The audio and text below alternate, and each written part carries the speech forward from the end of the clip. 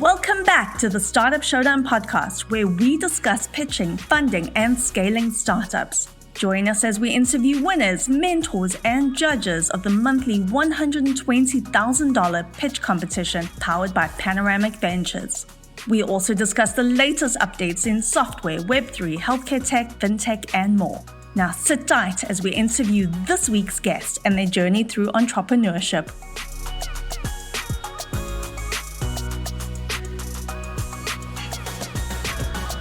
Lee Cantor here, another episode of Startup Showdown, and this is going to be a fun one.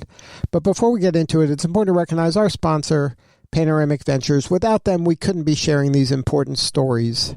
Today on Startup Showdown, we have Anthony Joiner, and he is the founder of Blooksy. Welcome, AJ. Thank you for having me. Well, I'm excited to learn what you're up to. Tell us a little bit about Blooksy. How are you serving folks? Okay, so I have helped over 230 people write and publish books, and I saw a gap in the marketplace, and the gap was there are tons of book writing tools out there, but there's nothing that manages the process from start to finish. So I started initially by Googling, like, is there software to manage the book writing process? It wasn't there, so I built it, and that's the story of Blooksy. It's an end-to-end book writing, publishing, and distribution tool. And we have, right now, we're about 300 people in, but we've made a small pivot, and we can talk about that a little bit as our conversation goes on. So how did you get involved in publishing books at the very beginning? Was this something you did for yourself? Total coincidence. So I took actually a book writing course, and the first book that I published was called Instagram Marketing on Fire. And it was totally coincidental, but I published it right around the time that Facebook purchased Instagram. So when I published it, I think I sold 2,000 or 3,000 copies like in the first couple of days. Again, total coincidence. And when I saw that happen, I thought to myself, okay, well, let me take advantage of this opportunity. So I published a second book called Instagram Marketing for Restaurants. Then I published a third book called Instagram Marketing for Barbershops and Beauty Salons. And when I did that, more and more people started asking me, AJ, how are you publishing all these books? And my secret was I had a process, but then I hired ghostwriters to do all the heavy lifting after my first one, which I did myself. But the second and third, I hired ghostwriters, and I put a system in place so that I could very quickly and easily get books out of my head and published. Now you mentioned earlier that the first book sold a few thousand copies. That number is an unusually large number, and I don't think our listeners understand that. Can you share a little bit about some of the stats of a typical book? There's so many books on Amazon and out there, but the numbers that actually get sold is very few per book, right? Absolutely. So most books never hit 200 sales. People go into the publishing process thinking that if they build it, they will come, and it doesn't work like that for books. And if you think about your purchasing habits, most of the books that you purchase probably come from a few different ways. Number one, someone refers you to the book. Number two, there's something that you're trying to figure out, so you go and buy a book for that specific problem. But most of the time, and most of the books that I see people write are more books about their life story. And most people, we are interesting, but more so to our friends and family. And most people don't have more than 200 friends and family that will purchase their books. So, yes, you're absolutely right. 2,000 books is a large number. And then you said that a lot of folks want to tell that kind of story, that personal story about their journey. And what types of books are you typically working with? The nonfiction, business books? Or are you doing those kind of personal stories or fiction books? So I do mostly nonfiction, right? So I work with a lot of experts who have achieved a certain level of success in a particular field. And they want to share that success and show other people how they can sort of shortcut that success. Those are typically the most successful, right? If you can take your life experience and you can wrap it into sort of a how-to or a step-by-step guide or a shortcut to do what I have done, those are really successful because everyone wants a shortcut to success. And then do you find that it becomes almost a must-have if you're an entrepreneur or a business owner to have some sort of book as your calling card, as your kind of credibility and authority as an expert in your space in today's world? Absolutely. So, and here's the example that I use. So if you're moving to a new city, Would you rather purchase a home from a real estate agent who has billboards all over the city, or would you purchase a real estate agent who says, here are the top 10 neighborhoods of our city, and these are the things you should look for in each neighborhood, right? It immediately positions you as an expert. And again, you nailed it. It's the calling card, or it's the business card that will open doors for you, because once you write a book, it solidifies your expertise, because so much work goes into understanding your area of expertise. Then you have to do the research, and you have to structure it, and you have to do all the things to publish it. And most people don't do that. So when you step out and do that, especially if it's about your expertise, it sets you up in a class of your own. Now, in your system, is this something that I don't have to have my idea fully fleshed out? I just know that, hey, I'm an expert in X, and if I kind of plug into your world, you can kind of tease out that secret sauce, that thing that's going to make my book special and maybe stand out? Absolutely. So let me share with you my thought process when we built this. Prior to launching my publishing company, I traveled around the country doing something called Books Across America, where I would travel to different cities and I would help people structure their stories. Then I would have people tell their stories based on their experience, and I would record them telling their stories. I'd send it away to a transcription company, and that would become the dirty first draft of that particular chapter. So when I built the software, I duplicated the exact same process. So when you log in, you can structure your book in an outline very quickly. And it's, again, when you log in, it's very user-friendly. So you literally add chapters by clicking Add Chapter, right? Then when you add a chapter, you can click on the Record button, and you can speak your story directly into the book. Another thing that we did was we built artificial intelligence into the software. So if you're writing a book about a specific thing and it's a nonfiction, it's factual information or a process, you can type into the AI a few sentences about what you want it to create, and it will automatically create original content for you, right? Now, the goal is not for you to copy and paste that content into your book. The goal is for you to use that content as a baseline, because the thing that people struggle with most when writing a book is the blank page. Okay. And Google Docs, Microsoft Word, they're built for desktop publishing, not necessarily writing books, right? My user experience, when you log in, it feels like you're in a book, right? The front matter is all there. The copyright page is already done. Your acknowledgement page, your dedication page, your introduction, they all have instructions on exactly what to write in those sections. And when you get to your chapters, you can outline them very quickly. Add chapter. You click record, you say, this chapter is going to be about XYZ. Here's a story that I experienced when I was doing this in my professional career. You just tell the story, it'll record it for you. And if you run out of ideas, you can say, what are 4 different ways that people can accomplish XYZ based on these 3 or 4 facts? And it will write it for you. Then you can take that content and you can rewrite it in your own language so that it fits the voice that you want to communicate to your customer or your client. Now, at the end of that, is there something that kind of professionally edits it to make it sound cohesive? Okay, so here's where we're going with it. We're building out a marketplace so that you can hire an editor from inside the platform. We're not there yet. Most of the people that are writing right now, they're probably anywhere from 10 to 80% done.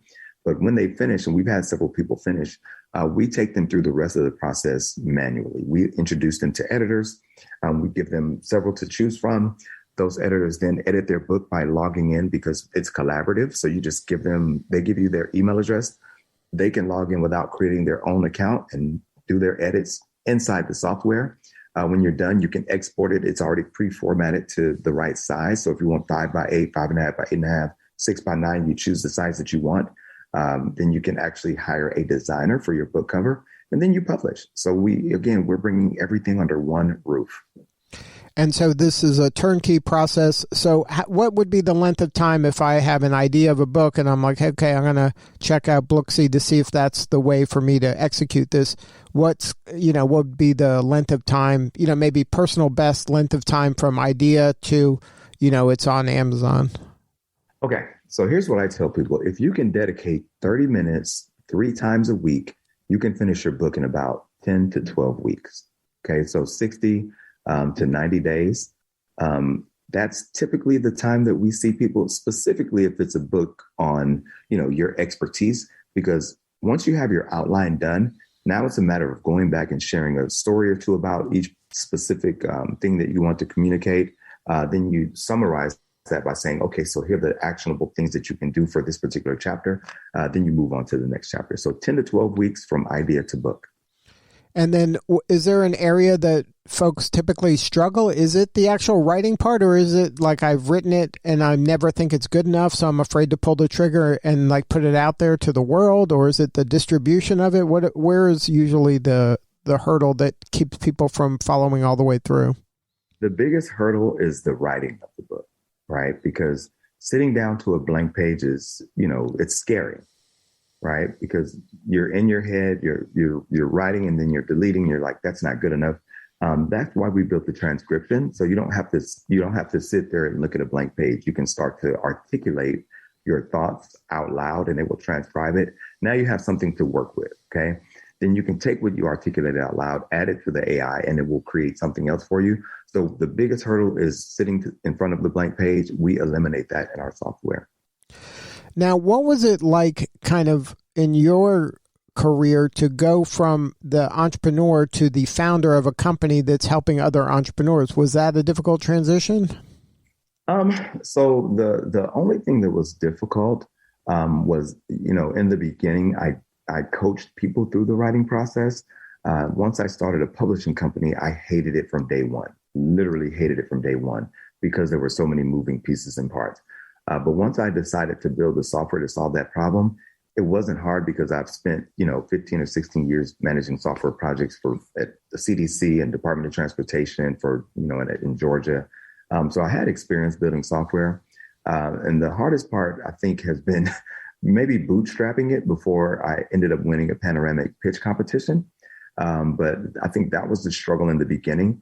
I already had a market of people who were interested in the software. And before I started building it, I asked the people that I was working with, hey, if I built this thing, would it make your life easier and would you pay for it?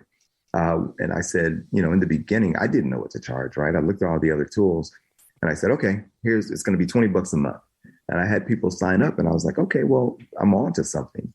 Then I had the fortunate opportunity to meet Seth Godin, who's like the god of marketing in my eyes. And he actually reached out. I saw an email and I was like, wait a minute, is that Seth Godin or is that spam? So when I met with him, he said, AJ, I think you're really on to something. You should charge $100 a month and you shouldn't look backwards, right? Now, I don't have the confidence to charge $100 a month yet because there's so much more that I want to add to the software. But once we build it and we build it in a way to where publishers can manage their authors, and we already have that, where, publishing companies, they're sending their authors to Blooksy and they can actually see the progress of the author. But there's so much more functionality that I want to add. So right now it's $39 a month, but eventually it will get to $100 a month. So, the hardest part was, having the confidence to go out and build it with the nervousness of thinking, will someone pay for it? So once I solved that, I was in business. And then once you started getting sales, that obviously gives you confidence to continue on the project. What gave you the confidence to say I'm going to go and start pursuing outside investment and not just rely on the sales that I'm getting to fund the venture? A few different things. So when I built it, I thought, okay, if I'm going to build this, what are the other edge cases that we can solve with the same software? And I thought, well, writing a dissertation is a lot like writing a book. So we built dissertation templates. And then I thought, what about a cookbook? So we built cookbook templates and we're building, different templates that solve different problems. And once I realized that this is actually publishing as a system or publishing as a software, it's more than just books. You can write dissertations, white papers. Then I thought, okay, this is a lot bigger, or it has the potential to be a lot bigger. So let me, at least give it a shot and see what venture capitalists would think about it. And I've had an amazing response, even, talking to different VCs. They all say, AJ, this is a 7-figure business. This is a 9-figure business in 5 to 7 years, right? The real question is, are you going to take it there or are you going to exit early? So once I saw that and I realized it's more than just publishing books, that's when I thought about outside money. And then what kind of led you to start up Showdown? So I had a friend, his name is Joey, he's over Goody Nation. He's actually based in Atlanta. He told me about the competition along with a few other people. So I applied, and luckily I was accepted. It was intense, right? Because the feedback that they give you is very honest, and it's sometimes brutally honest. And my pitch, the deck that I presented to them, it wasn't good in the beginning, right? But based on their feedback, I made the changes, and the deck from the beginning to end was totally different, and I ended up winning the competition. So, I was introduced to it by Joey. I took the feedback from all the different judges and coaches, and I ended up winning it. So it's been great.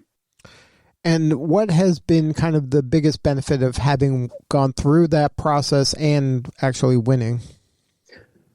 One of the big benefits that I see right away is the credibility that it lends, because now it's this amazing company. They see what you've built. They believe in what you've built, and they're willing to introduce you to other people to help move you further down the train tracks, if you will. So it's the confidence and the credibility that they lend, and then the network that they provide, right? So it's, when I say that I've been invested in by Panoramic, it turns heads immediately, right? So that's been huge for me, the confidence and the credibility. Now, you mentioned Seth Godin as somebody that was inspirational, if not maybe a mentor in some ways on this journey. Has there been other mentors that have helped you get to this level? Absolutely. So I'm at an Atlanta Tech Village in a pre-incubator called It Takes a Village. And I've met with so many different people. Paul Gomez, James Summer, and he's over at Ernst & Young. He's been extremely beneficial from day one. He reached out, introduced himself to me, and he's offered some of the most amazing advice that I've ever had. Paul Gomez, he's at Atlanta Tech Village as well. He helped me sort of focus and go from, I'm going to serve all these different audiences to choosing a specific audience to focus on. And he calls it soda straw small. I think he's actually been on your podcast, but he's been incredible. James Summer, Paul Gomez, Brandon over at Atlanta Tech Village, and the entire Atlanta Tech Village family. Now, any advice for other startup founders out there, whether it's being, participate in this type of startup showdown or just kind of talk to some people to just kind of vet out your idea and poke holes at it? It sounds like you spent a lot of time in that kind of mindset of just trying to really make this as good as it can be, as you've been very coachable. You haven't just said, this is my thing and I'm going this, I'm not listening to anybody. It sounds like you've been getting a lot of input and been able to translate that input to incremental, achievements that have been helping you grow. Yes. So I think the most beneficial thing for anybody who wants to start a company is to get it in front of potential buyers early, because everyone thinks that their idea is solid. But if you don't get market validation early, you can spend and actually waste a lot of time building something that no one is actually interested in. So I would say as early as possible, build a prototype. And actually, I wouldn't even say build a prototype. What I would say is build a landing page with some mock-ups that you can get done somewhere like Fiverr, and show people that and say, would you be interested if I built this, right? So spend less than $100, go to Fiverr, get the mock-up done. And then if people are willing and they say, not only do they say they will buy it, but if they're willing to swipe their card, then I think that's the opportunity for you to go ahead and go forward. So as early as possible, get market validation. Yeah, I see. I'm sure this happens to you a lot since you've been involved in business for a minute. People with all these great ideas that are just afraid to take that first step. It's always kind of, I'm doing more research, or I'm thinking about this more, or I'm planning to plan, instead of just put something out there to see if somebody will pay $1, to see if this is something that's going to work or not. Absolutely. And again, people will say they will buy something, but will they actually swipe their card? Right? Because there's a huge difference in the two. So early on, get validation. Yeah, and I think that goes hand in hand with what Blooksy is about. You're making it as easy as possible for someone to make that dream of being a published author come true if they just put a little effort and skin in the game. Absolutely. So again, if you have an idea, you can very quickly and very easily take it from idea to book using Blooksy. Either you can leverage our voice to text, which is 90% accurate, or you can leverage the AI. And actually, our AI doesn't roll out till next Monday to the public, but we've been using it a lot in staging. And I have some people that are using it in staging, and they're getting amazing results. So now what's next? What's kind of on your roadmap for the next, maybe the rest of the year or the next 12 months? Yep. So we've made a small pivot, right? We went after, being in the market a bit, we saw an opportunity to get this in front of universities for academic articles, and they are absolutely loving it because they write lots of academic articles. And when they taught, I did a demo last Monday for University of South Florida with 3 professors in the room. And they started clapping when they put the one professor in particular, she spoke her abstract into Blooksy. Then she copied her abstract and pasted it into our artificial intelligence. And it created 12 paragraphs based on a 2-paragraph abstract. She copied and pasted it and said, "Oh my God, you just made my research. You took it down from 6 to 8 weeks to a few seconds," right? So in under 60 seconds, it provided so much content for her, and she's off and running, right? So we made a pivot and focused on universities. They start their testing or pilot program in a week. We have a few other universities in the pipeline. We talked to UGA, we talked to Auburn, we've talked to Mercer. So there are other, universities that are interested. So that's the pivot we made. So yes, we're still serving authors, but our university use cases seem to be sort of hot because they really, really want it. So that's the pivot we made from, specific authors to entire universities.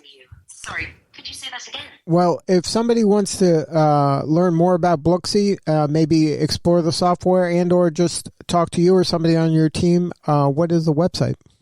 Yes, they can go to Blooksy, that's BLOOKSY.com and sign up. And if they type in half off forever, just like that, lowercase, they can actually pay 50% of the $39 that it is a month. So if you type in half off forever, you get a discount for $19 and change a month, and you'll pay that forever. So it's Blooksy at Blooksy.com. And if you type the code half off forever, no spaces, you'll get a 50% discount code. Well, AJ, thank you so much for sharing your story. You're doing important work, and we appreciate you. All right. Thank you so much. I appreciate you. All right. This is Lee Cantor. We'll see you all next time on Startup Showdown. As always, thanks for joining us, and don't forget to follow and subscribe to the Startup Showdown podcast so you get the latest episode as it drops wherever you listen to podcasts. To learn more and apply to our next Startup Showdown pitch competition, visit showdown.vc. That's showdown.vc. All right, that's all for this week. Goodbye for now.